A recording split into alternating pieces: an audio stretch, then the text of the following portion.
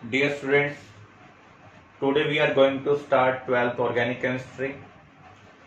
Organic chemistry को study करते हुए हमें कुछ चीजें ध्यान रखनी है। जो भी हम काम करेंगे डेली बेसिस पर रफ नोटबुक के ऊपर प्रैक्टिस करेंगे और इसके नोट्स आपको खुद बनाने होंगे, मैं आपको नोट्स प्रोवाइड नहीं करूंगा।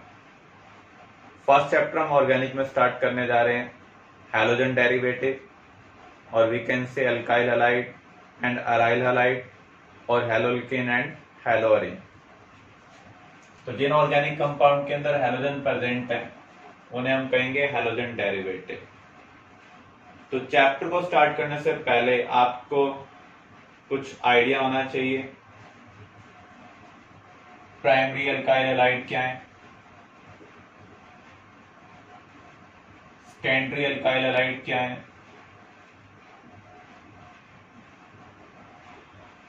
Tertiary alkyl halide,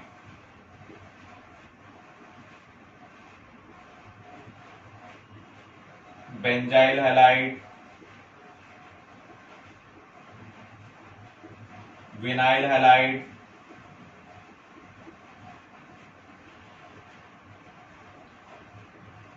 aryl halide. अगर प्राइमरी कार्बन के साथ हैलोजन कनेक्टेड है तो उसे हम कहेंगे primary alkyl halide. Primary carbon क्या होता है? जो एक कार्बन या किसी भी कार्बन के साथ कनेक्टेड ना हो। जैसे आप ये देख सकते हैं, ये जो कार्बन है एक कार्बन के साथ कनेक्टेड है, तो ये प्राइमरी अल्काइल हैलाइड है। यहां पर आप देख सकते हैं ये कार्बन किसी भी कार्बन के साथ कनेक्टेड नहीं है, तो इसे भी हम क्या कहेंगे? Primary carbon. तो अगर प्राइमरी कार्बन के साथ हैलोजन कनेक्टेड है then it is primary alkyl halide. ऐसे ही अगर सेकेंडरी कार्बन के साथ कनेक्टेड है तो उसे हम कहेंगे secondary alkyl halide. Secondary carbon क्या होगा? जो दो कार्बन के साथ कनेक्टेड होगा। अगर टर्शरी कार्बन के साथ हैलोजन कनेक्टेड है तो उसे हम कहेंगे टर्शरी अल्काइल हैलाइड। ये कार्बन तीन कार्बन के साथ कनेक्टेड है, इसलिए टर्शरी अल्काइल हैलाइड है। बेंजाइल हैलाइड क्या होते हैं? अगर बेंजाइली कार्बन के साथ हैलोजन हो। बेंजाइली कार्बन क्या होता है? बेंजीन से जो नेक्स्ट कार्बन होगा, कार्बन अटैच टू बेंजीन, इसको हम कहेंगे बेंजाइलिक कार्बन। अगर हैलोजन बेंजाइलिक कार्बन से अटैच्ड है तो उसे हम कहेंगे बेंजाइल हैलाइड। विनाइल हैलाइड क्या होंगे? अगर हैलोजन विनाइलिक कार्बन के साथ कनेक्टेड हो, जो डबल बॉन्डेड कार्बन होता है उसे हम क्या कहेंगे? Vinylic carbon. एराइल हैलाइड क्या होंगे? जो बेंजीन वाला कार्बन है उसे हम एराइल कार्बन कहेंगे। अगर उसके साथ हैलोजन कनेक्टेड है then it is aryl halide. ऐसे हमें पता होना चाहिए एलाइल हैलाइड के बारे में।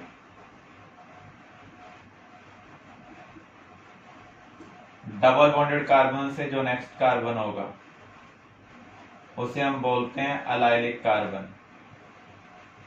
अगर अलाइलिक कार्बन के साथ हैलोजन कनेक्टेड है तो उसे हम कहेंगे अलाइल हैलाइड। तो क्वेश्चन के अंदर हम ये टर्मिनोलॉजी यूज कर सकते हैं, इसके रिगार्डिंग आपको क्लैरिटी होनी चाहिए।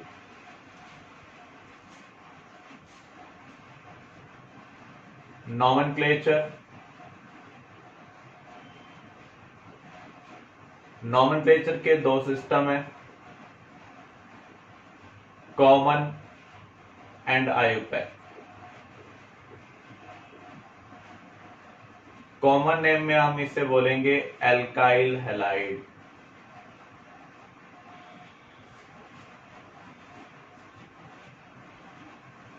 जैसे इसका कॉमन नेम क्या होगा? Isopropyl chloride. इसका common name ethyl chloride. Iso word हम कब यूज करते हैं? व्हेन वन मिथाइल ग्रुप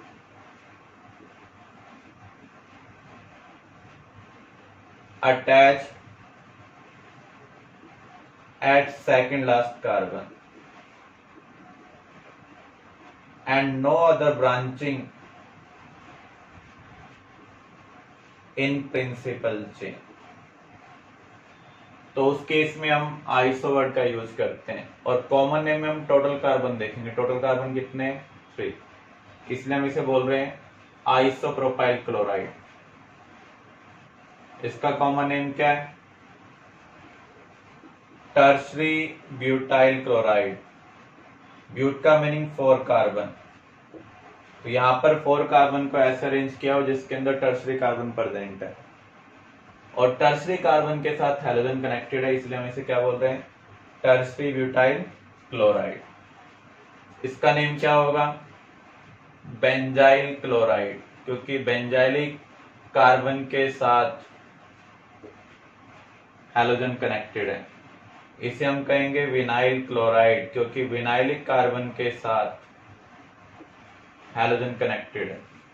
इसे हम कहेंगे अलाइल क्लोराइड, यहां पर अलाइलिक कार्बन के साथ हैलोजन कनेक्टेड है।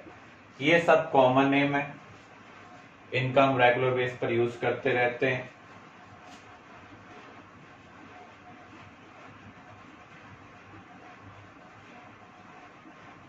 इसका कॉमन नेम क्या होगा?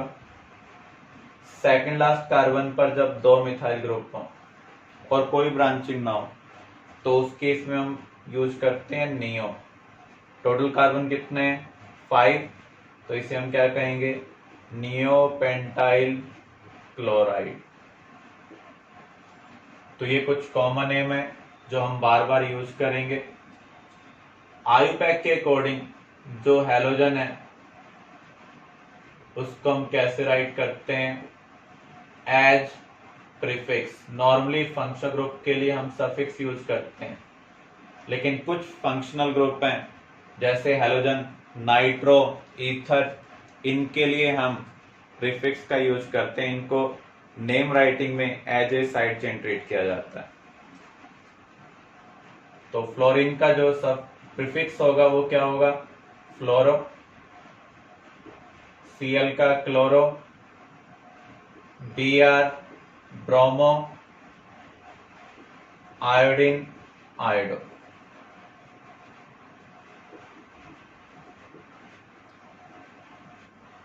तो यहां पर इसका आयुपैक नेम क्या होगा? सबसे पहले हम प्रिंसिपल चेन सिलेक्ट करेंगे। जो पार्ट प्रिंसिपल चेन का पार्ट नहीं है दैट इज साइड चेन। अब हमें पोजीशन नंबर देना है, क्योंकि जब भी मॉलिक्यूल में फंक्शनल ग्रुप हो, अनसैचुरेशन हो या फिर साइड चेन हो तो हम प्रिंसिपल चेन को पोजीशन असाइन करते हैं। पोजीशन हमें उस साइड से असाइन करनी है जिस तरफ से लोवेस्ट पोजीशन नंबर मिले। तो यहां पर इसका नेम क्या होगा? 2 क्लोरो, क्योंकि सबसे पहले हम प्रीफिक्स को लिखेंगे विद पोजीशन नंबर। ये साइक्लिक नहीं है तो अब हम वर्ड रूट यूज करेंगे। 4 कार्बन के लिए क्या आएगा? ब्यूट। कार्बन कार्बन में सिंगल बॉन्ड है इसलिए हम क्या लिख रहे हैं? एन लिख रहे हैं। तो इसका आयुपैक नेम है 2 क्लोरो ब्यूटेन।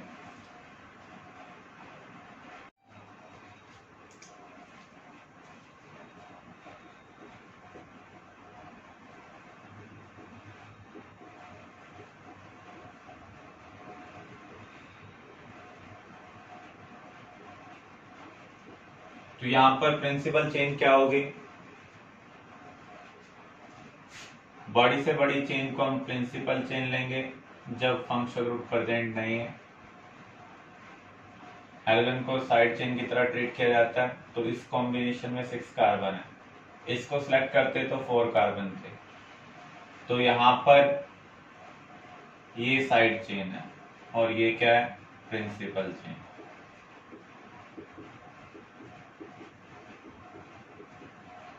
आप पोजीशन नंबर असाइन कर रहे हैं, इधर से करेंगे तो साइड चेन की पोजीशन आ रही है 3 4 3 3 4 4।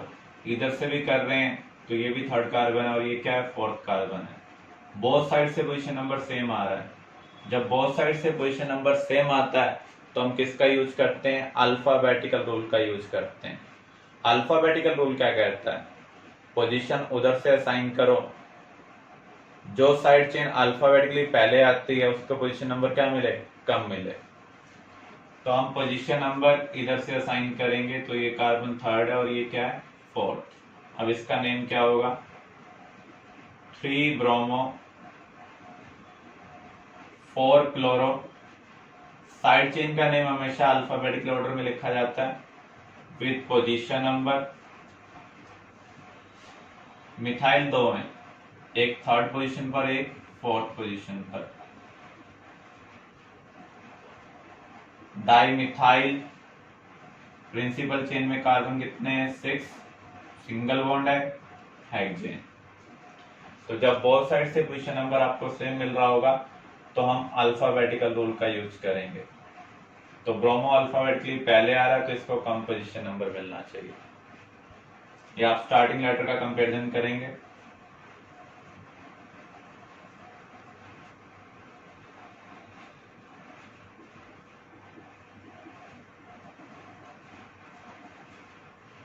जब आपके पास ओपन चेन भी हो और रिंग भी हो तो उस केस में आप प्रिंसिपल चेनों से सिलेक्ट करते हैं जिसके साथ फंक्शन ग्रुप हो। तो यहां पर इसके साथ फंक्शन ग्रुप प्रेजेंट है तो ये प्रिंसिपल चेन है, ये साइड चेन है। इसको हम ट्रीट कैसे करते हैं, एज ए साइड चेन। अगर दो टाइप के फंक्शन ग्रुप हो जिसकी प्रायोरिटी ज्यादा होगी हम उसके बेस पर डिसाइड करेंगे। अब हमें पोजीशन नंबर असाइन करना है लोएस्ट लोकेंट के अकॉर्डिंग। यहाँ पर पोजीशन 1 आएगा। जब बेंजीन हम एज ए साइड चेन लेते हैं तो इसका नेम हम क्या राइट करते हैं, फिनाइल। तो इसका नेम क्या होगा, 1 क्लोरो 1 फिनाइल। प्रिंसिपल चेन में 2 कार्बन है, सिंगल बॉन्ड है, इथेन। तो यहां पर आपको बेंजीन वाले कंपाउंड 2 टाइप के मिलेंगे, एक तो रिंग सब्स्टिट्यूटेड और दूसरा साइड चेन सब्स्टिट्यूटेड। इसका मीनिंग क्या है, बेंजीन के साथ ही हैलोजन लगाओ, बेंजीन के कार्बन के साथ ही हैलोजन लगाओ, रिंग के साथ ही लगाओ तो वो रिंग सब्स्टिट्यूटेड है। अगर बेंजीन की साइड चेन के साथ लगा हुआ है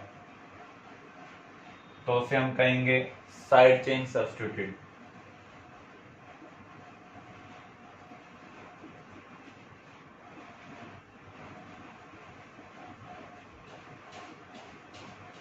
तो यहां पर ये डाई हैलोजन डेरिवेटिव है, इसका मीनिंग 2 हैलोजन लगे हुए हैं। अगर 1-2 पोजीशन पर हैलोजन लगे हों तो उसे हम क्या बोलते हैं, ऑर्थो। तो इसका नेम क्या होगा, ऑर्थो डाइक्लोरोबेंजीन। 1-3 पर लगे हों तो Meta dichlorobenzene. This is para. 1-4 पर है तो para.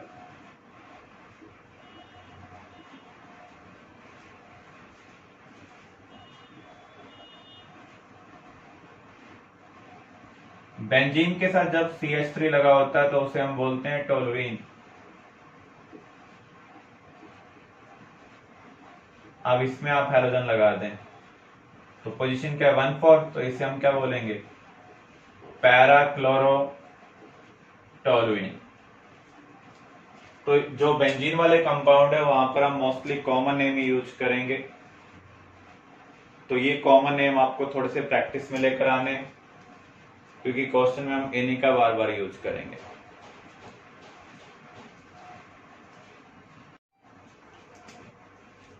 Preparation of alkyl halide.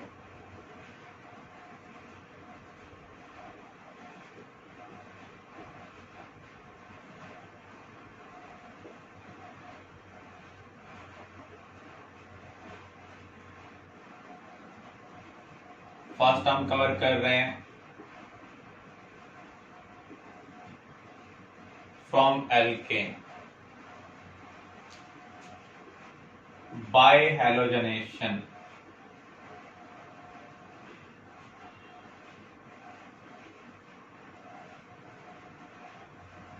अगर हम क्लोरीन के साथ ट्रीट करेंगे तो उसे हम कहेंगे क्लोरीनेशन। ब्रोमीन के साथ ट्रीट करेंगे तो ब्रोमिनेशन। ऐसे आयोडीनेशन, फ्लोरिनेशन। मीथेन को क्लोरीन के साथ ट्रीट करते हैं in the presence of light और यूवी रेडिएशन। तो उस केस में हमें मोनोक्लोरो डेरिवेटिव मिल सकता है, डाइक्लोरो डेरिवेटिव मिल सकता है, ट्राइक्लोरो डेरिवेटिव मिल सकता है, टेट्राक्लोरो डेरिवेटिव मिल सकता है। तो यहां पर आप ये कह सकते हैं ये तो है मोनोहैलोजनेशन, और इन्हें हम क्या कहेंगे, पॉलीहैलोजनेशन।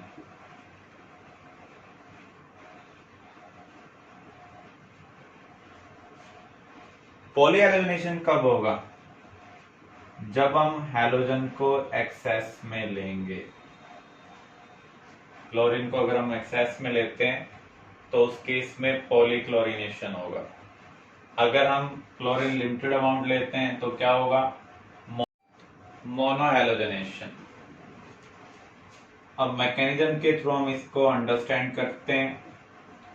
जो मैकेनिज्म है वो सिर्फ हमें अंडरस्टैंडिंग पॉइंट व्यू से लर्न करने, इवन फॉर कॉम्पिटिटिव एग्जाम। कुछ एक सिलेक्टेड मैकेनिज्म है जो आपसे बोर्ड एग्जाम में पूछे जाएंगे और कॉम्पिटिटिव एग्जाम में उनकी डिटेल पूछी जाएगी। बाकी जितने भी मैकेनिज्म हम कवर करेंगे वो इंट्रोडक्टरी कवर कर रहे हैं, प्रोसेस कैसे प्रोसीड हो रहा है।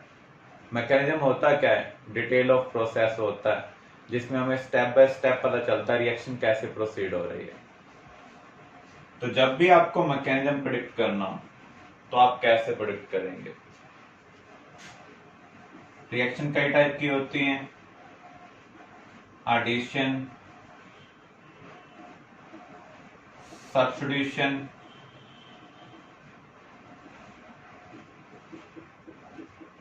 एलिमिनेशन। एडिशन कब होगा, जब अनसैचुरेशन प्रेजेंट हो। अगर रिएक्टेंट मॉलिक्यूल में, सबस्ट्रेट मॉलिक्यूल में जो ऑर्गेनिक मॉलिक्यूल होता है उसको सबस्ट्रेट भी बोलते हैं हम, उसके अंदर अनसैचुरेशन प्रेजेंट हो, कार्बन कार्बन डबल बॉन्ड हो, कार्बन कार्बन ट्रिपल बॉन्ड हो, कार्बन ऑक्सीजन डबल बॉन्ड हो, सल्फर ऑक्सीजन डबल बॉन्ड हो, तो ऐसे केस में प्रोसेस क्या होगा, एडिशन होगा। एडिशन के भी कई मैकेनिज्म हो सकते हैं, electrophilic,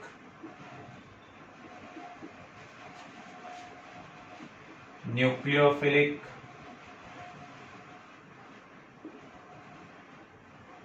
and free radical.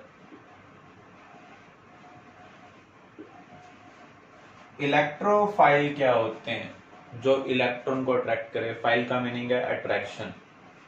Electron को वही अट्रैक्ट करेगा जिसके पास इलेक्ट्रॉन की कमी होगी, यानी स्पीसीज के पास या तो वैकेंट ऑर्बिटल होना चाहिए या फिर पॉजिटिव होना चाहिए। न्यूक्लियोफाइल क्या होंगे, जो न्यूक्लियस को अट्रैक्ट करें, पॉजिटिव सेंटर को अट्रैक्ट करें।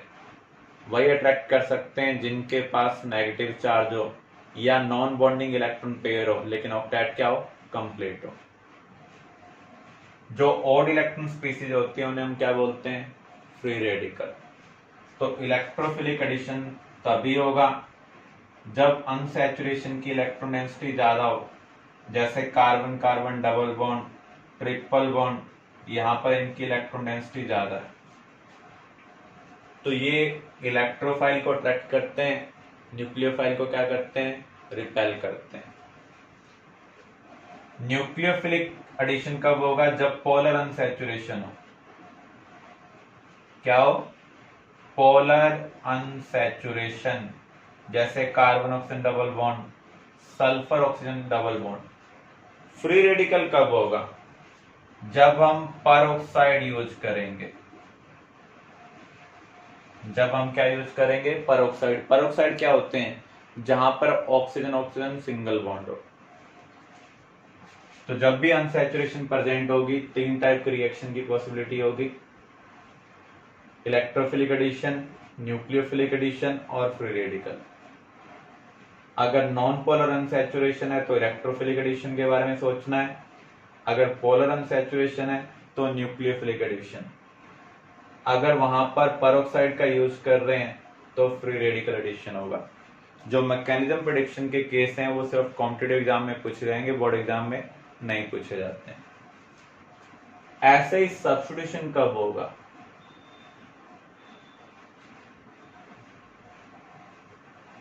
जब सबस्ट्रेट ऑर्गेनिक कंपाउंड सैचुरेटेड हो। इसको आप ट्रीट कर रहे हैं किसी केमिकल के साथ तो सब्स्टिट्यूशन की पॉसिबिलिटी है। अब सब्स्टिट्यूशन हम कैसे आइडेंटिफाई करेंगे कौन से टाइप का है? इलेक्ट्रोफिलिक भी हो सकता है, न्यूक्लियोफिलिक भी हो सकता है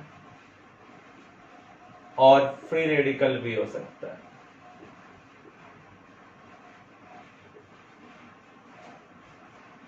जब नॉन पोलर बॉन्ड हम ब्रेक करने जाएंगे, नॉन पोलर बॉन्ड कैसे? जैसे sp3 कार्बन हाइड्रोजन बॉन्ड हमें ब्रेक करना, तो उस केस में फ्री रेडिकल सब्स्टिट्यूशन होगा। अगर किसी सबस्ट्रेट के अंदर कार्बन के साथ इलेक्ट्रोनेगेटिव ग्रुप लगा हुआ है, जैसे हेलोजन OH, इसे हम हटा रहे हो, तो उस केस में न्यूक्लियोफिलिक सब्स्टिट्यूशन होगा। इलेक्ट्रोफिलिक कब होगा? जब आप बेंजीन के हाइड्रोजन को हटाएंगे। जब हम बेंजीन के हाइड्रोजन को हटाएंगे तो उस केस में इलेक्ट्रोफिलिक सब्स्टिट्यूशन। किसी भी कार्बन के नेगेटिव ग्रुप को हटा रहे हैं तो न्यूक्लियोफिलिक सब्स्टिट्यूशन। अगर हम sp3 कार्बन हाइड्रोजन बॉन्ड को तोड़ रहे हैं तो वहां पर फ्री रेडिकल सब्स्टिट्यूशन होगा।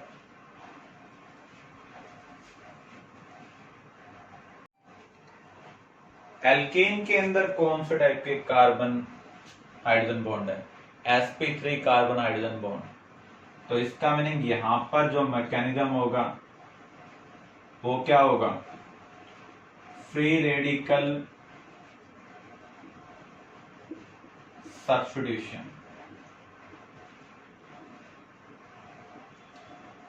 मैकेनिज्म आपसे एग्जाम में नहीं पूछा जाएगा, जो नहीं पूछे जाएंगे मैं उनको मार्क कर दूंगा, और जो केस हमें अंडरस्टैंड करने हैं वो मोनो सब्स्टिट्यूशन के लिए अंडरस्टैंड करने हैं।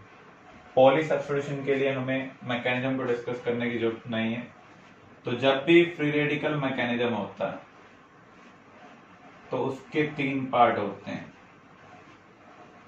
Chain initiation.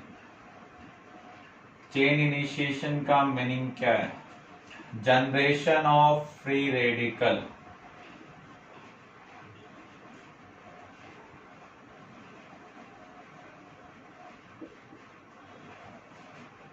Halogen non polar है क्योंकि बॉन्डेड आइटम सेम है,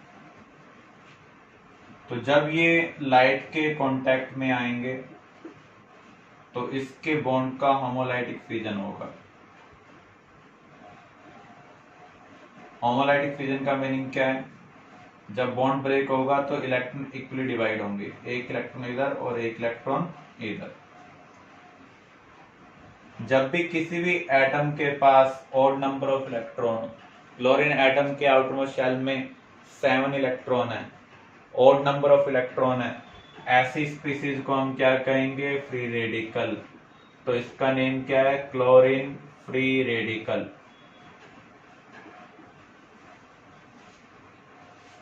अब कंटेनर के अंदर क्लोरीन फ्री रेडिकल प्रेजेंट है, एल्केन भी प्रेजेंट है, तो सेकंड स्टेप क्या होगा, चेन प्रोपागेशन।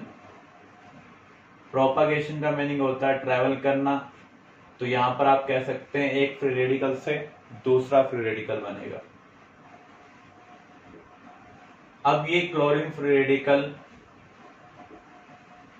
कोलाइड करेगा एल्केन के साथ, और इसका जो कार्बन हाइड्रोजन बॉन्ड है उसका भी होमोलाइटिक फिजन करेगा। जब भी कोई भी फ्री रेडिकल किसी के ऊपर भी अटैक करता है तो उसके बॉन्ड का होमोलाइटिक फिजन होता है। तो यहां पर क्लोरीन की एफिनिटी हाइड्रोजन के लिए ज्यादा है, तो हाइड्रोजन क्लोरीन के साथ अटैच हो जाएगा। हमें क्या मिल रहा है, मिथाइल फ्री रेडिकल। तो यहां पर आप देख सकते हैं क्लोरीन फ्री रेडिकल से मिथाइल फ्री रेडिकल बन रहा है, तो एक नया फ्री रेडिकल बन रहा है, तो इसे हम क्या कहेंगे, चेन प्रोपागेशन। थर्ड स्टेप है टर्मिनेशन। टर्मिनेशन का मीनिंग है खत्म हो जाना। जब दो फ्री रेडिकल कंबाइन हो जाएंगे तो फ्री रेडिकल खत्म हो जाएंगे, प्रोसेस स्टॉप हो जाएगा। मिथाइल फ्री रेडिकल कंटेनर में प्रेजेंट है, क्लोरीन फ्री रेडिकल कंटेनर में प्रेजेंट है, तो ये आपस में कोलाइड कर सकते हैं। अदर पॉसिबिलिटी भी हो सकती है, मिथाइल मिथाइल कंबाइन कर जाए, लेकिन ऐसी पॉसिबिलिटी क्या होंगी, माइनर होंगी, क्योंकि आपने इसको 1:1 में लिया होगा, ये अबंडेंस में नहीं है, तो ऐसी पॉसिबिलिटी कम होंगी। क्लोरीन क्लोरीन कंबाइन कर जाए तो ये पॉसिबिलिटी भी क्या है, माइनर है। ज्यादा चांसेस ये हैं कि मिथाइल फ्री रेडिकल और क्लोरीन फ्री रेडिकल आपस में कोलाइड कर जाएं और आपको क्या मिल जाए, क्लोरोमीथेन मिल जाए। तो ओवरऑल रिएक्शन क्या हो रही है अगर हम अंडरस्टैंड करें, मीथेन को जब आप क्लोरीन के साथ ट्रीट कर रहे हैं in the presence of light, तो उस केस में एक हैलोजन H को रिमूव कर रहा है, दूसरा हैलोजन एल्काइल फ्री रेडिकल के साथ अटैच हो रहा है, तो यहां पर इसे हम कहेंगे मोनोक्लोरिनेशन। क्लियर है ये? तो जब भी आप एल्केन की कोई भी रिएक्शन कंसिडर करेंगे तो वो सब्स्टिट्यूशन रिएक्शन होगी, क्योंकि वहां पर जो बॉन्ड होता है वो ऑलमोस्ट नॉन पोलर होता है, तो इसलिए वहां पर मैकेनिज्म क्या होगा, फ्री रेडिकल सब्स्टिट्यूशन।